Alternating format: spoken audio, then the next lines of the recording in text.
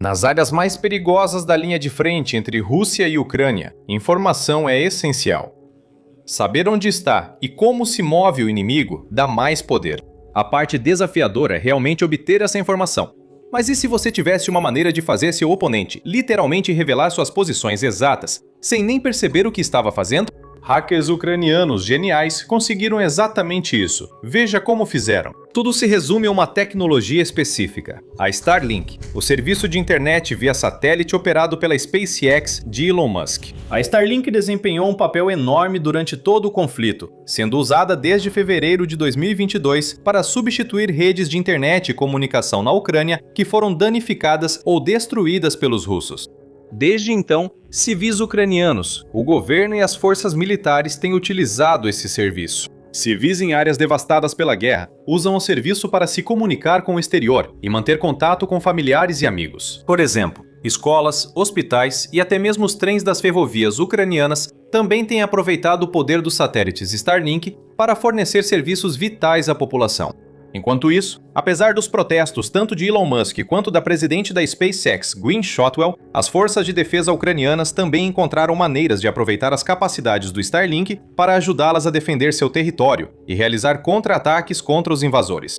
Ele é considerado a espinha dorsal essencial das comunicações nos campos de batalha da Ucrânia, com várias unidades contando com ao menos um terminal Starlink para se manterem conectadas e obter dados vitais. As equipes de drones também encontraram maneiras de usar o Starlink para ajudar a pilotar seus veículos aéreos não tripulados, VANTs, em ataques contra as forças russas, com alguns drones até mesmo equipados com seus próprios terminais Starlink. Enquanto isso, a Rússia foi proibida de usar oficialmente o Starlink em seu território, com a SpaceX restringindo o acesso por geofencing, que limita o serviço a áreas específicas. Porém, manter essas restrições nas áreas contestadas e ocupadas da Ucrânia tem sido mais difícil, com as forças russas conseguindo usar terminais contrabandeados em algumas regiões da linha de frente. Nos estágios iniciais da guerra, isso significava que a Ucrânia tinha uma enorme vantagem em termos de conectividade e comunicações. Mas com o passar do tempo, as coisas começaram a mudar. No início de 2024, por exemplo, a inteligência de defesa da Ucrânia revelou que as forças russas estavam usando comunicações via satélite Starlink. Na verdade, as tropas ucranianas relataram que os russos já estavam usando o Starlink há bastante tempo, com milhares de terminais em sua posse. Ninguém tinha certeza de como isso havia acontecido. A SpaceX confirmou que não vendeu nenhum terminal para a Rússia, nem direta nem indiretamente. Acrescentou que não tinha negócios com o governo russo ou as forças armadas russas, e a Starlink confirmou que o serviço não funcionava na Rússia. A empresa também ameaçou punir ou desativar terceiros que fornecessem produtos Starlink às forças russas. Agentes de inteligência da Ucrânia investigaram mais a fundo. Divulgaram uma interceptação de rádio de russos discutindo a compra de terminais Starlink por meio de uma nação árabe. Enquanto isso, surgiram mais evidências do uso do Starlink entre o exército russo. Embora os terminais não funcionassem dentro da própria Rússia, eles estavam operacionais nas áreas de linha de frente, e isso representava um grande dilema para a Ucrânia e para a própria SpaceX. Se a empresa continuasse permitindo que o Starlink funcionasse nesses locais, ambos os lados poderiam se beneficiar, e os russos poderiam usar seus terminais obtidos ilegalmente para orquestrar ataques contra posições ucranianas. Se a SpaceX ampliasse as restrições geográficas para bloquear o uso do Starlink pelas forças russas nas linhas de frente, isso também poderia afetar o acesso e as comunicações dos ucranianos.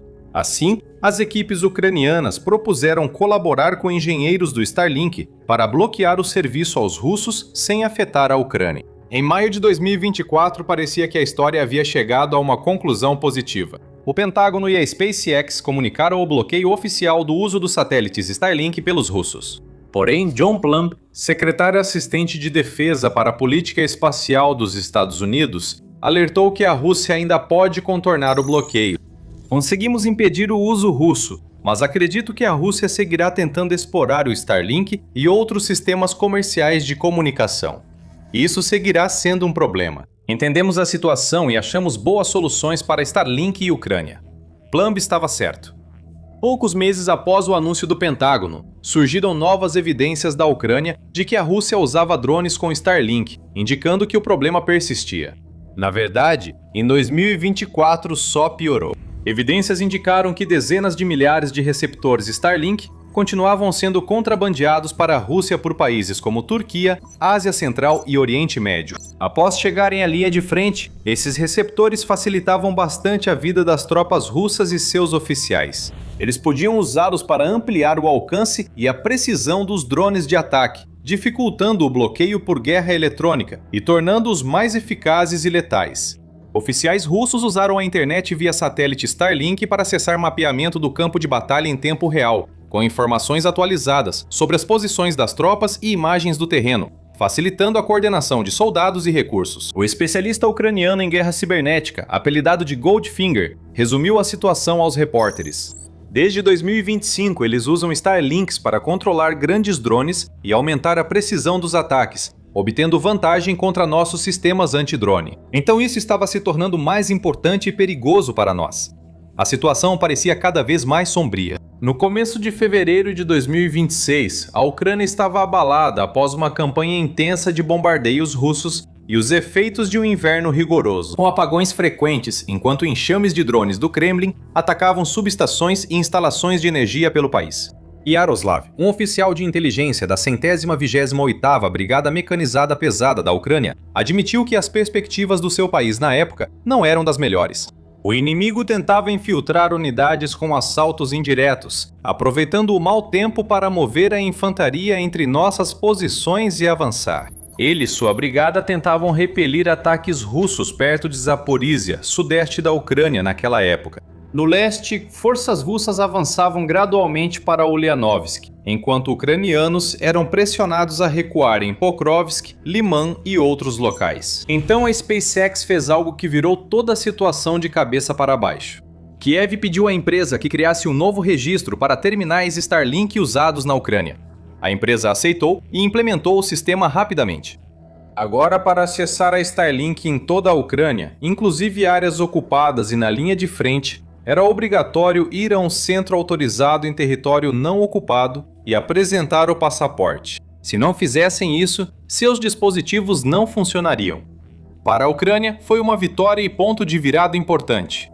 Para a Rússia, uma catástrofe. Em instantes, inúmeras tropas, unidades e comandantes ficaram cegos, e até autoridades russas foram obrigadas a admitir que isso impactou fortemente suas operações. Andrei Medvedev, por exemplo, o vice-presidente da Duma da cidade de Moscou, foi ao Telegram para dizer que, como resultado das ações da SpaceX, em vez de um ataque planejado contra o inimigo, temos uma bagunça infernal.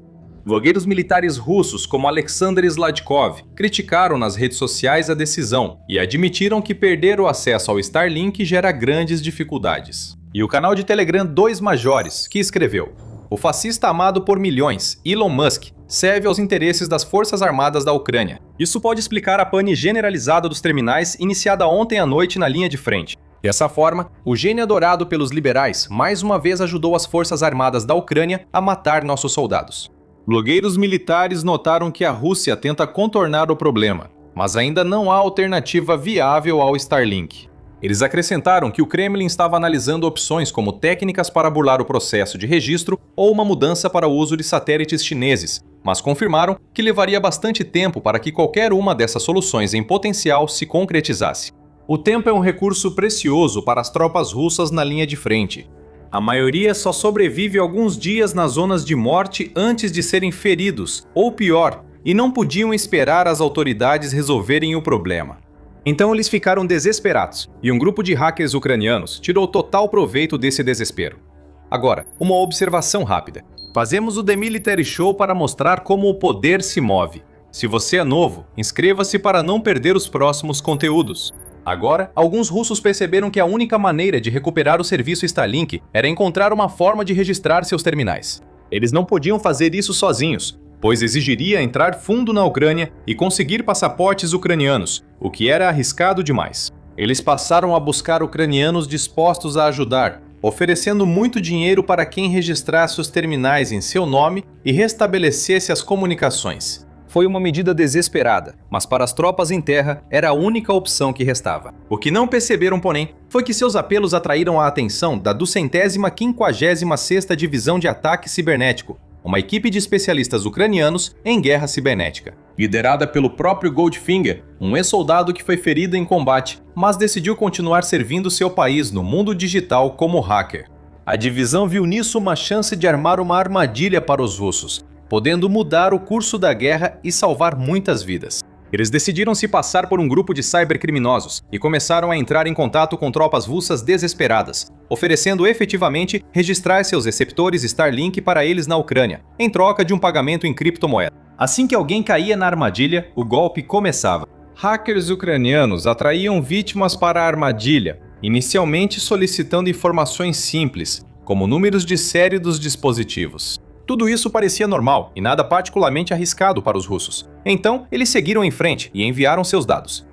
Depois, os hackers foram além, pedindo informações adicionais.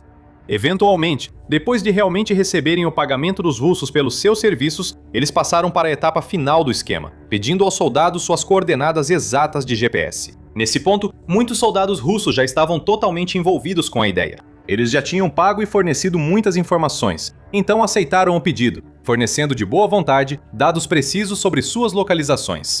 Os hackers só precisavam passar a informação às unidades militares ucranianas na linha de frente, que então podiam se infiltrar e destruir os russos facilmente. É um truque absurdo, mas funciona. A 256ª Divisão relata que mais de 2.600 russos caíram de cabeça na armadilha e entregaram sua localização. Isso ajudou o exército ucraniano a localizar coordenadas exatas de postos de comando russos, posições de pilotos de drones, concentrações de tropas e quartéis generais.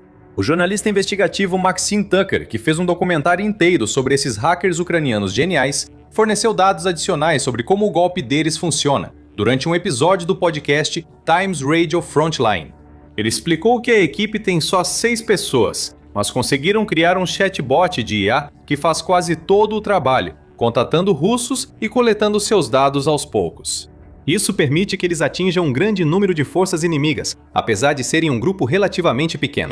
Ele acrescentou que os hackers também atuam de outras formas, usando várias técnicas cibernéticas para invadir contas de e-mail russas, ou utilizando perfis femininos falsos gerados por IA para conversar com tropas russas na linha de frente e convencê-las a revelar detalhes valiosos sobre suas posições e movimentos. Tudo isso ajuda a aumentar a servo de inteligência da Ucrânia e a criar um quadro mais claro do campo de batalha. Quando descobrem algo importante, os hackers enviam aos centros de comando militar. Tucker filmou o momento em que uma ligação do próprio Goldfinger chegou a um posto de comando, informando que um soldado russo estava escondido perto dali. Ele explica que, ao receber esse tipo de informação, as equipes da Ucrânia não enviam drones ou bombardeiam áreas sem antes verificar. Eles evitam prejudicar civis ou desperdiçar recursos, por isso fazem vigilância para confirmar a presença dos russos antes de decidir os próximos passos. Em seu artigo para o The Times, Tucker cita um exemplo em que Yaroslav, da 128ª Brigada Mecanizada Pesada, recebeu coordenadas da 256ª Divisão e as mapeou em imagens de reconhecimento, ampliando a imagem para examinar a área exata onde se acredita que os russos estejam baseados. Logo ele percebe sinais das tropas inimigas, como rastros e galhos cobrindo o abrigo deles. Após Yaroslav confirmar as informações, repassou as coordenadas aos operadores de drones ucranianos, que realizaram um ataque de precisão ao abrigo. Yaroslav e outros oficiais assistiram à transmissão ao vivo quando um drone kamikaze atingiu o telhado, derrubando o abrigo sobre os russos que estavam lá. Pouco antes do impacto, a câmera do drone nota algo a mais: uma antena parabólica no telhado, apontada para uma vila próxima, não para o céu. Isso também virou cena comum na linha de frente. Após o corte do Starlink pela SpaceX, russos passaram a usar antenas parabólicas para criar pontes Wi-Fi entre unidades e manter a comunicação. Por um lado, é uma forma inovadora de contornar o problema. Por outro, facilita ainda mais para a Ucrânia localizar onde os russos estão escondidos. Basta localizar as antenas parabólicas, ver a direção e seguir essas linhas para achar mais tropas. Yaro acrescentou que, mesmo depois de entregarem seus dados de localização para os hackers, muitos russos permaneceram na mesma posição, pelo menos por um tempo, dando à Ucrânia tempo para encontrá-los e eliminá-los. Há algumas explicações para isso. Talvez alguns soldados russos sejam ingênuos demais para perceberem que foram enganados. Eles podem perceber que estão sendo enganados, mas por medo de admitir aos superiores ou colegas, permanecem em silêncio e esperam que o erro não seja fatal. Às vezes, os russos querem se realocar, mas não conseguem porque estão em locais perigosos, com drones ucranianos sobrevoando e vigiando qualquer movimento. Como resultado, Muitos soldados são eliminados por sua ingenuidade, facilitando a vida dos operadores de drones ucranianos. Operadoras como Katerina, de 23 anos e grávida de 4 meses na época, com quem Tucker se encontrou, ela se alistou no serviço militar após presenciar os horrores causados pelos ocupantes russos em sua aldeia no primeiro ano da guerra. Meus conterrâneos sofreram na ocupação. Alguns homens foram feitos prisioneiros. Um foi torturado até morrer. Jogaram granadas nos porões onde as pessoas se escondiam de medo. Alguns morreram por isso. Agora, ela é uma das várias pilotos de drones que usaram dados de hackers para eliminar soldados do Kremlin, atrasando o inimigo e enfraquecendo sua máquina militar, ataque por ataque. Sinto sede de vingança pelo que fizeram e fazem aqui.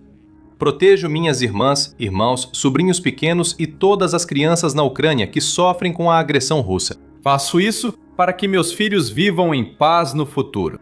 Então, quão eficaz tem sido esse método? Embora Tucker reconheça ser impossível calcular o número exato de baixas russas dessa operação, os combatentes da linha de frente ucraniana sentiram seus efeitos. Eles revelam que os ataques russos às linhas ucranianas caíram 45% desde que os terminais Starlink foram desligados e o hackeamento começou. Tucker sugere que muitas vidas foram salvas por isso, e outras brigadas cibernéticas na linha de frente aprenderam bastante com a 256ª Divisão. Alguns passaram a imitar seus métodos para coletar mais dados do Starlink e realizar ataques ainda mais devastadores contra inimigos. Claro, esse método dificilmente funcionará indefinidamente. Os russos logo perceberão, e menos tropas vão expor seus dados de localização. Porém, os hackers ucranianos são persistentes. Eles estão desenvolvendo novos truques e técnicas para surpreender o inimigo e usando mais tecnologias de IA, como personas de IA e ferramentas de hacking criadas por IA para fortalecer suas operações. Isso permitiu invadir e-mails de autoridades do Kremlin e empresários de Moscou, além de descobrir as localizações sigilosas de fábricas russas de armas, posteriormente atingidas por mísseis de longo alcance. Em resumo, embora essas equipes de cyberataque possam não estar lá na linha de frente, disparando rifles ou organizando ataques de artilharia, elas ainda estão tendo um impacto extraordinário nesta guerra, usando o pensamento inovador e fora da caixa para espalhar caos, confusão e colapso entre as fileiras do Kremlin.